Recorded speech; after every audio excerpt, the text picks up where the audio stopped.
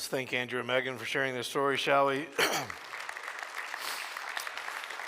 Happy Mother's Day, everyone, and welcome to Harvest Community Church. I'm Jeremy Gwaltney. I'm the lead pastor here, and I just love taking a moment to celebrate Mother's Day, celebrate everyone that is here. And of course, as Megan and Andrew's story shows us, it demonstrates why Mother's Day is a complicated day for so many people, particularly because there is such a thing as a mom in waiting, and that mom in waiting reality can take on all kinds of different expressions. There are women who are waiting to get married and begin a family. There are families that have experienced pregnancy loss and infertility. There are moms whose children are, far from home, far from God.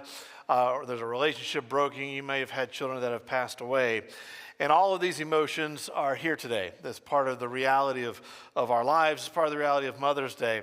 And so I just want to take a moment to acknowledge all of those. And I want all of you to know that as your pastors, Tiffany and I understand those emotions. We expect those emotions. We want to give you a place where those emotions can breathe. And honestly, the two of us have walked through a number of those emotions. At the same time, we want to acknowledge the tremendous calling that motherhood is.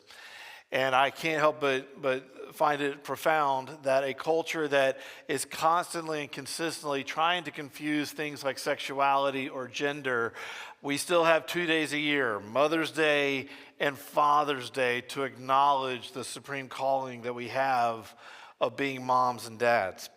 And so I do want to wish all of you, all the moms with us, a very happy Mother's Day. Thank you for all that you do. Thank you for all the ways you sacrifice yourself. And we just want to acknowledge you here today. We do have a gift for all the ladies here, 18 years or older. You can grab it on your way out. And then in addition to that, we've been in our series, High Road Relationships. And I specifically picked today to speak on this topic because our topic today is give more than you take. And honestly, I can't think of a better example of give more than you take than a mom's heart. If there's one thing that I find remarkable over and over again is watching what seems like a limitless supply of self-sacrifice that I see in my wife as she pours out of herself on her kids and on her family. And with that image, I want us to be thinking about how we take the high road in the area of generosity. If you are newer with us today, or maybe you're here supporting your family on a child dedication day, let me just kind of give you an idea of where we are. We're doing a series we're calling High Road Relationships. It works with this premise, that every relationship presents opportunities, but every relationship also encounters conflict. And it's in those places of conflict where we get to decide, is this going to be a relationship where we're going to build joy and significance, or is this a relationship we're just going to let go of? And in those places of conflict, there are three opportunities, there are three roads that we can take to continue that relationship. And so we have the low road. And when you're on the low road, the way you look at it is there's a winner and there's a loser, and I have to be the winner. And so we approach that relationship in conflict of I've got to drag them over to my side in order to win. Winning in the relationship is all that matters. I got to win at all costs. And we think that's how you create winners.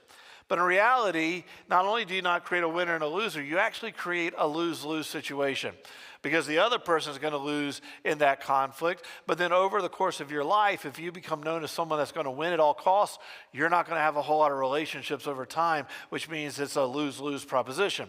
So you got the middle road. And the middle road is honestly what we hear a lot about relationships, that relationships are compromises, give and take. I give a little, you give a little. And that's how it's supposed to happen. The premise is this, is I'll go as far in the relationship as you are willing to come. And you know what? Some relationships work very well that way. Some relationships have to be that way. That's why we have lawyers to negotiate the way we're going to work together. And so we think that this relationship creates a win-win, when in reality, it actually defines winning and losing. Because if at some point in time you're only going to go this far or they're only going to go that far, it starts to instigate the ways in which one of the sides loses out in the relationship. Middle road always creates a win-lose. So then you have the high road. What happens on the high road of a relationship? On the high road relationship, when we enter conflict, we step back and we ask this question: what is the most loving thing I can do for that person in this circumstance? Even if that means I've got to cross all the way into their world to figure out what is going on with them to help build a relationship of joy and significance. I am interested enough in them, I love them enough, and I see enough significance that I'm going to lovingly cross into that world to try to figure out how to restore and build a lifelong, joy-filled, significant relationship. And that is the high road. Our key verse in the Bible that talks about high road relationships has been Micah 6:8. And in Micah chapter 6, what's happening is God's people have been far from him. They're trying to figure out, hey, how do we come back to God? And so God, through the prophet Micah, tells them, you have to do justly, you have to love mercy, you have to walk humbly before your God. And as we mentioned throughout the series, you actually can't do justice to God. He is perfectly just. You certainly can't show mercy to God. You're the one who needs mercy from him. So what is he talking about here? He's talking about how you treat other people. You treat other people with justice. You treat other people with mercy. Then you walk humbly before your God with them. The way you treat people is a reflection on how you love and enjoy God. And so we took this verse and we put it in kind of relational terms. And the high road is this: as you do the right thing, you believe the best about others, you engage others with a desire to learn and grow. Because if you're going to do the right thing, then you're exercising justice. If you're going to believe the best about someone, you are exercising oftentimes mercy. And if you engage others with the desire to learn and grow, you are walking in humility. So throughout this series, we were looking at different aspects of the high road, and today we're going to be looking at the aspect of generosity, how we give more than we take. And my key thought for us this morning is this: rich or poor, famous or obscure, young or old, anyone can be someone who gives more than you take. Everyone here can be someone who gives in relationship more than you take. And so that's where we're going this morning. So let me pray for us and we'll jump in to our topic. Lord, I just thank you so much. First of all, I thank you for moms. Lord, I thank you that when you describe your heart to us in several places, especially in the Psalms, you describe your heart for us as a mother who's drawing her children to herself. Lord, you love us, and you showed a portion of that love in the way a mom loves us. So, Lord, I just pray that the moms in the room would feel honored today. And then, Lord, today as we look at this idea of generosity, this idea that comes out of your essence, Lord, I ask that we would be a people that give more than we take to those around us. And Lord, as always, ask that you'd honor your word and honor your people this morning as I speak. In your name we pray, amen. Throughout the course of this series, I've said this: the reason you can walk a high road in relationships is because Jesus walks the high road with you. Jesus did not approach you on the low road. Jesus did not even approach you on the middle road. Jesus approached you on the high road. We are the ones who broke the relationship with God. We are the ones that create conflict with God. And God, in that moment, instead of just leaving us be, he decided that he was going to invest significance and love into us. So he crossed into our world in the person of Jesus Christ and gave of himself so that we could know him. And so he is the reason why we can walk the high road. John, the apostle who was an eyewitness of Jesus' life, so was there at the crucifixion, was there at the resurrection, would later on write a letter to a church describing this aspect of this generosity of God. And he would say this: "Beloved, let us love one another. For love is from God, and whoever loves has been born of God and knows God. Anyone who does not love does not know God, because," notice this, "God is love. In this, the love of God was made manifest among us, that God sent his only Son into the world so that we might live through him." I want you to notice that he talks about the fact that God walked the high road with us. He crossed into our world to reconcile us with him. He talks about the fact that we are called to reflect that love. But what I want you to pick up first and foremost is this: is he makes a very powerful statement. He tells us that God is love. God is love. And this is the basis of the high road. There's this powerful thing about God. It's this mystery that there's no way to fully explain it. There's this mystery that we can talk about it all day long and it will never fully be able to grasp it. But it's the mystery of God's existence, and it's known in theological terms as the Trinity. Is that what the Bible tells us is that there is one God, only one God. And yet God, that one God, has eternally existed in three persons: Father, Son, and Holy Spirit. And among the persons of the Trinity, each personhood is as different as I am from you. My personhood is from you, and yet in essence there is only one God. And you can think about it in a bunch of different ways. You can try to come up with analogies all day long, but you're never going to quite come to understand it fully because it is a divine mystery. And I don't have time to explain all the divine mystery about you, but let me tell you why it impacts us. It impacts us in this way because of the Trinity, God is fully self-sufficient within himself. Among the persons of the Trinity, there is relationship, there is community, there is worship, there is a sharing of love, there's a sharing of desire, there's a sharing with each other. God, the persons of the Trinity, love each other among himself. He gets really messed up when he tries to describe the Trinity. But he's perfectly satisfied with who he is. He has perfect relationship, and he has at all times. But here's the powerful thing about God existing as a collection of relationships among himself, and the fact that there was love in that deal. What is the most loving thing that a loving being can do? The most loving thing that a loving being can do is to share that love with something else. So out of God, who is love, wanting to do the most loving thing, God created. God created. You exist because of the overflow of God's love among himself. Philosophers and theologians will talk about the beginning of creation, that God created the heavens and the earth, that in a philosophical, theological way, that was the outpouring of a gift that God gave to himself out of the overflow of his love, that he wanted to share it with something else. So God created out of the overflow of his love. But not only did God create out of the overflow of his love, God then spoke. God then spoke. It says, in the beginning, God said, let there be light. I want you to notice two things about this. Both speaking and light are revealing agents. God wanted to communicate himself to something, and then God wanted to reveal himself to something. This is a really powerful thought. I want you to grab onto this. Everything you know about God, he revealed to you. You actually didn't discover a thing. God could absolutely have made this whole planet, sent it off rolling on its own, and just sat back and been amused. And us not have no clue of his existence, but he didn't do it that way. He created, he spoke, and he gave light because he wanted to reveal who he was to us. God was a constantly giving of himself in some way, shape, or form. Why did he want to reveal himself to us? Because God shared himself. God shared himself.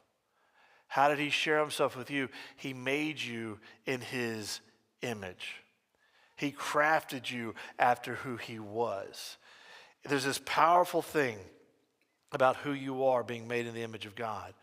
You have the unique ability to understand and commune with the things of God that is unique from creation because you are made after him. This week I was talking with one of our snowbirds here at Harvest, the people that go south for the winter. I'm slightly bitter, but I understand. And they came up to me and they said, well, Pastor Jeremy, I just want to let you know I tried some Gwaltney bologna. Now, for those of you that don't know, okay, in the South, there is a brand of bologna, hot dog, ham, pork products that have the Gwaltney name. They are a Gwaltney brand. And yes, just in case you're wondering, that is part of my family.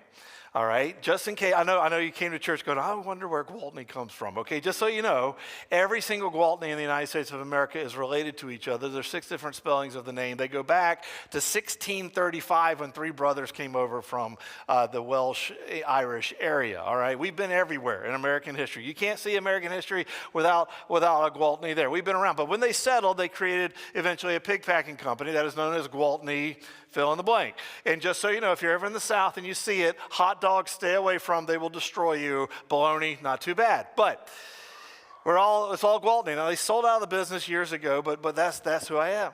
Now, here's what's fascinating about this. I have actually met Gwaltneys that I'm not immediately related to. Like they're somewhere up the family tree going back several hundred, who knows, but they're not immediately related to me as a Gwaltney. And you know what? The moment I meet another Gwaltney, I can look at him and go, yeah, you're totally a Gwaltney. There's just this thing. There's just this Gwaltney thing. You can get to know him. You're like, yeah, that's a Gwaltney. I've actually heard advertisement for Gwaltney bologna. And when I watched the advertisement for the Gwaltney bologna, I went, yeah, that's Gwaltney. It's the same sense of humor. Everything is that is a Gwaltney thing. There's something about sharing the name, sharing the lineage, sharing that thing that even if we've never met is something unique that we share as part of the greater Gwaltney family. That is kind of what it's like being made in the image of God. There's a uniqueness that you share with himself because he made you after himself to connect and be with him. But then not only did God do that, God then provided. God then provided. He placed Adam, the first human, in a garden that he had created, that he had tilled, that he had prepared. He caused that garden to bring forth fruit of the ground. He didn't just create humanity and say, good luck. He shaped it, he prepared it, he provided so that they would have a way to continue. I want you to see all of this comes from the overflow of God being love. Everything that he did to create a place for us, creating, revealing, providing, sharing, all of that comes from a generous heart of who he is and who he was as part of his nature as being loving.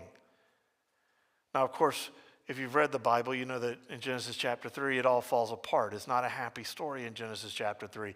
And we rebelled and we broke the relationship. And so the last great gift of God was he gave his son to restore us. He gave his son to restore us. John 3:16. For God so what? Loved the world. What was the response of love? He gave his only son so that we could be restored to relationship with him. That is why John, later, this same John, who might have heard Jesus say these words, later says it this way, beloved, let us love one another, for love is from God, because God is love. We walk the high road of relationship because God walked it with us. We can be loving and generous because we've experienced the generosity of God's love on us. It is part of who he is, transformed towards us. God gave more than he took. We can give more than we take. See, sometimes when we talk about generosity, the first thing we think about is money, giving more money. But I want you to, one of the reasons I started with the character of God is because I want you to think about all the ways I just showed you that God expressed generosity. He expressed generosity out of being loving. He expressed generosity out of being creative. He expressed generosity out of communicating and talking. He expressed generosity out of sharing with us. And then, yes, he did provide, so he expressed generosity in some type of financial provision, if you will. But you see, generosity goes far beyond just money. It's a mindset. It's a heart attitude. It's a way of thinking about things. In a few weeks, we're going to be starting a series that will take us through the summer called Building the Family of God. We're going to be studying a letter that Peter, another eyewitness of Jesus, another disciple, wrote to a group of churches. And in that letter, Peter says something interesting about this idea of generosity. He says, show hospitality to one another without grumbling. As each has received a gift, notice you're going to get something, use it to serve one another. As good stewards of God's varied gifts, whoever speaks to one as he who speaks the oracles of God, whoever serves as one who serves by the strength that God supplies, in order that in everything, God may be glorified through Jesus Christ. Peter is talking about this basic idea of generosity. As you've received, use it to serve. But I want you to see the multifaceted way he applies it. He starts, first of all, with be hospitable with one another. What was hospitality in that day? Hospitality was basically taking someone you did not expect to show up and making them feel at home. It wasn't just greeting at the front door. Someone that was maybe a stranger or just strange for the moment, you're going to make them feel at home. Now, as I survey the crowd, You guys are going to get this analogy a little bit better than the other crowd that was here this morning. Those of you that are younger than me, you're not going to get this one, all right? But when I was growing up as a kid, there was this place in my mom's pantry where there were treats were kept. And you were not allowed to get into those treats. Those treats were for company.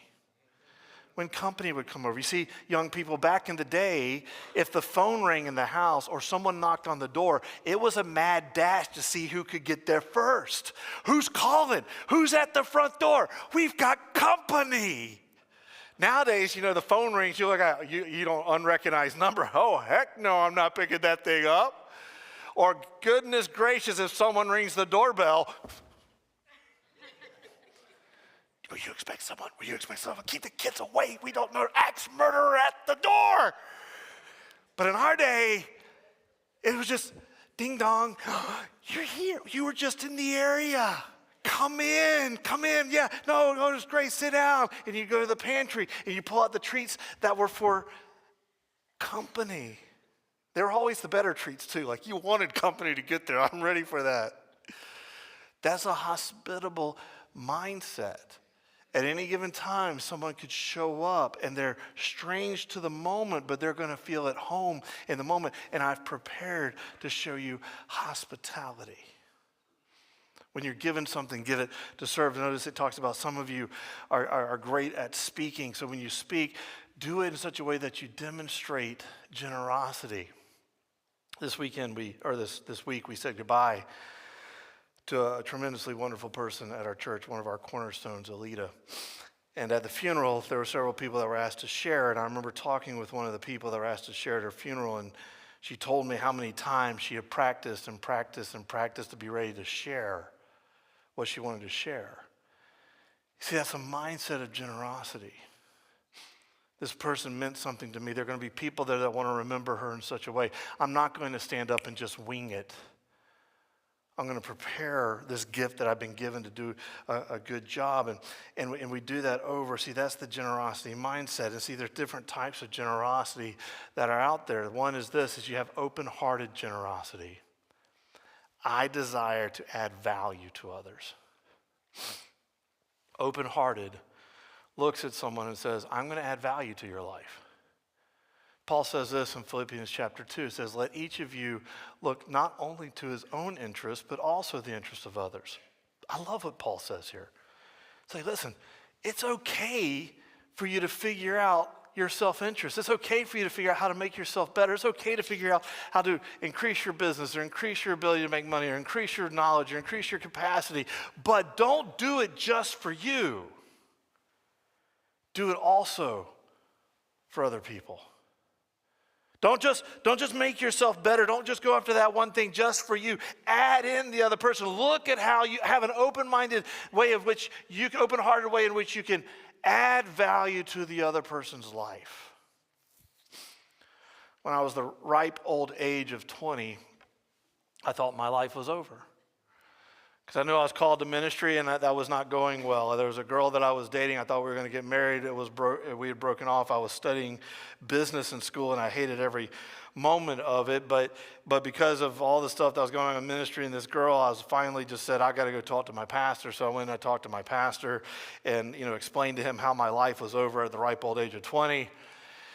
My pastor sits me down, starts talking with me, and kind of clears up my mind, gives me perspective, moves me into the right direction. I did not mention school to him at all, but we get to the end of the conversation, and all of a sudden he just looks at me and says, Jeremy, what are you studying? He's like, well, I'm studying business because, got to make money. And he goes, well, do you like it? And I said, no, actually, I hate it. But I got to make money, and I'm certainly not going to do anything with math. And so he just looks back at me and goes, well, you know what, my daughter is studying communications, and there's some really cool things she's learning about, and you're called to ministry, and I didn't get that opportunity when I was in school, and I wish I had had some of these types of communication courses that she had. I think that'd be something you'd be really interested in. And I looked back at him, I said, well, Pastor, no offense here, but I always heard that communication was the degree that football players took to keep eligible. He goes, well, that might be the case, but there are some business applications to communications. There's some things that would really, really work out. And so sure enough, I went back and found a communication and marketing degree that was in the communication school, not the business school, and I did it, and I enjoyed it, and that has been a powerful, powerful thing as a pastor to understand how to communicate. On top of that, which this guy had no idea of knowing, in my very first communication class, this really cute looking girl with really dark hair would sit down right behind me, and that is how I met Miss Tiffany. Now here's the thing. He could have stopped the conversation once we were done with what we were meeting about, but he took just an added moment. And when he found out that my interests weren't working, he added some interest to me because he's seen a benefit with his child. It's an open-hearted generosity. I'm going to add some value to Jeremy's life. He had no idea he was going to set it up so I meet my wife. He just wanted to add some value. Open-minded generosity. I'm going to think the best about others. I'm going to find a way to think the best about others. Paul says something tremendously powerful in 2 Corinthians. He says, so from now on, we regard no one from a worldly point of view. Why not, Paul? Because at one point in time, you used to view Jesus that way. At one point in time, you looked at Jesus, and Jesus was worthless. Jesus was a myth. Jesus was a fable. Jesus was something else. And then all of a sudden, you met Jesus. And when you met Jesus, your old way of life passed away. Your new way of life was here. It changed who you are. And you saw Jesus from a heavenly point of view. We don't get the luxury of then looking at people from a worldly point of view. We look at them and try to believe the best about them for as long as possible. Listen, I talk fairly frequently up here about my pastor, Pastor Kendrick, and you've met him. He's been here to preach, and many of you know him somewhat well, and he's a great guy. But here's just speaking very honestly with all of you. When I first met him, I didn't like the guy. I didn't like the guy at all. He annoyed me. And honestly, for a long time, it was kind of a back and forth, kind of frictious relationship. He ended up becoming the lead pastor of the church I was on. He hired me. And I would love to tell you that I was a model employee, and I was great at everything I did. And honestly, he's such a nice guy. He would probably tell you the same thing. But I was in his office almost every 6 months with someone in the congregation that I had ticked off. Like I was a problem. And some of the time he would be there going, all right, Jeremy. And like he would never do it actually, but there would be kind of this like internal eye roll. You could just sense it, like he did it again. Oh, he did it again. I'm going to have that conversation with him again. Like I was a problem. And over and over and over again, there would be these things. And I remember one time we got into one of these hard conversations and something wasn't going quite right. And I was pretty discouraged because I couldn't figure out what I was doing wrong, but it was clear I was doing something wrong. And I finally just looked at him and said, Pastor Kendrick, is there a place for me here? And he said, well, you know what, Jeremy? I was just having this conversation with the elders. Never a good sign, by the way. And I looked back at him and said, you know what? If we can't figure out how to steward Jeremy's calling in God, God's not going to send us too many more people with callings. Like even in those moments, he refused to look at me through my knuckleheaded mistakes, through the problems I was causing, through my lack of communication, through my lack of emotional awareness, through all those things. He refused to look at me through that, and he looked at me through the eyes of my calling. He chose to see the best upside in me because he refused to regard me from a worldly point of view. An open-minded generosity thinks the best about others. And then open-handed generosity, I'll give freely and often to others. I give freely and often to others. A couple weeks ago, I mentioned this verse. Do not withhold good from to whom it is due when it's in your power to do it. If you have the ability to give someone something to someone, do it. If you have it, give it. Exchange it. Use it to help somebody out. This is one of the reasons why we teach you to tithe. This is one of the reasons why we have an Advance the Kingdom offering, because we want you to learn the Bible's ways of being generous because it frees you to walk in a generous mindset. Most of what I've learned about financial generosity comes from a lifelong discipline of following the ways that God teaches us how to use money. Now, here's the thing. Like so many things in our series, when we're trying to grow on the high road relationships, these are things we grow into. So how do you develop generosity? You don't become a generous person. Most people don't become a generous person just like that. So how do you develop it? Well, the first thing is this: give what you can. Give what you can. You see, God expressed his generosity in a multifaceted way. It's not just about money. God gave out of creating and communicating and providing and sharing. You can give in the same way. You can give out of your talent. You have talents that you can share with other people. You can give out of your time. Some of you have got more time than others. You can use that to be generous. You have opportunities or connections. You have experiences that you could share with other people. You have, obviously, money maybe. The only mistake you can make is this: I'll wait until I have it in order to give it. People that step back and goes, I'm going to wait until I have X, then I'll give it. I'll wait until I have time. I'll wait until I have money. I'll wait until I have this experience or that experience. I'll wait until I have the expertise, and then I will give it. Once I get there, then I will. And that's not how we do it. If it's in your hands to give, go ahead and give it. Give what you have. Give what you can. Second is you have to grow as a person so you can give more. You see, you can't give what you don't have.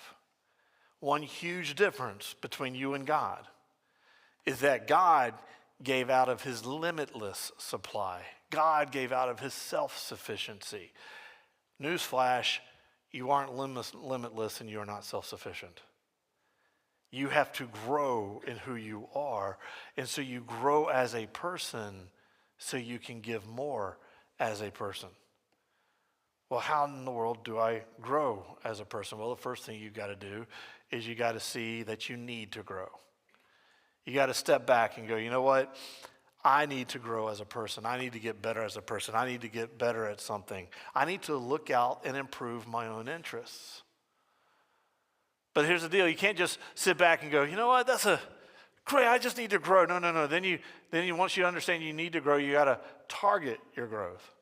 You got to target your growth. You got to aim for something. Where's a place that I want to grow and develop myself? I was once at a conference, and the speaker was talking about this, and he got really brave. He was reading in the Bible where it says the fruits of the Spirit, love, joy, peace, patience, goodness, kindness, gentleness, self-control. He got very brave. He took that verse to his wife. He said, sweetheart, where would you like me to grow in the next year?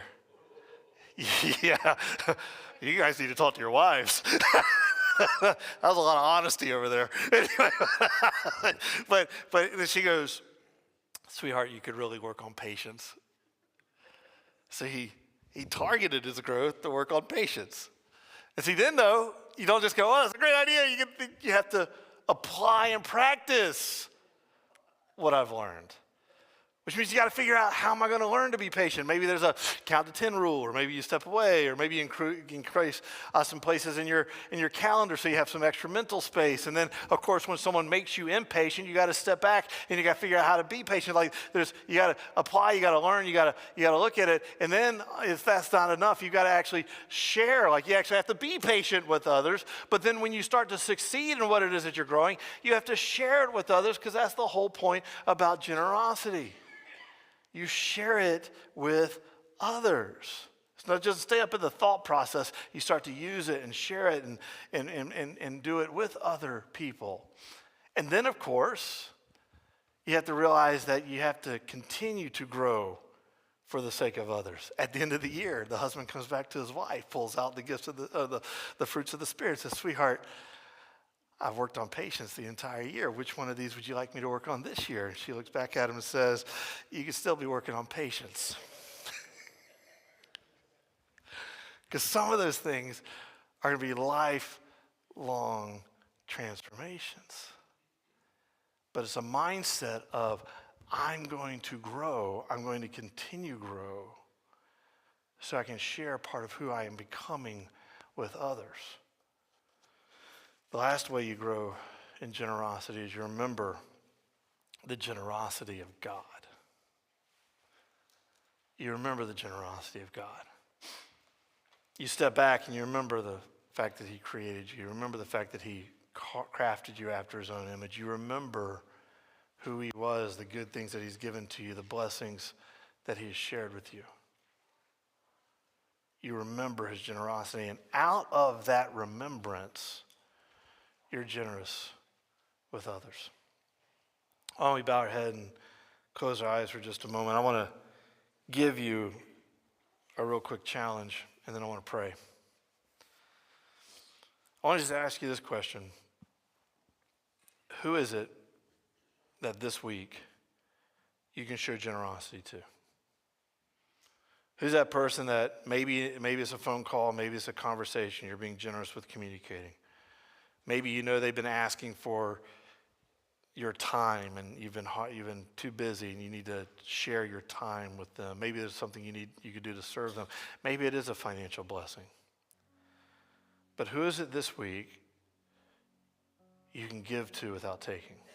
And no, mothers do not count today, okay? Should do that anyway. Who can you share a little bit of yourself with? And then as I always like to do, maybe you're here today and you're like, Pastor Jeremy, I'm in that group that still sees Jesus the wrong way.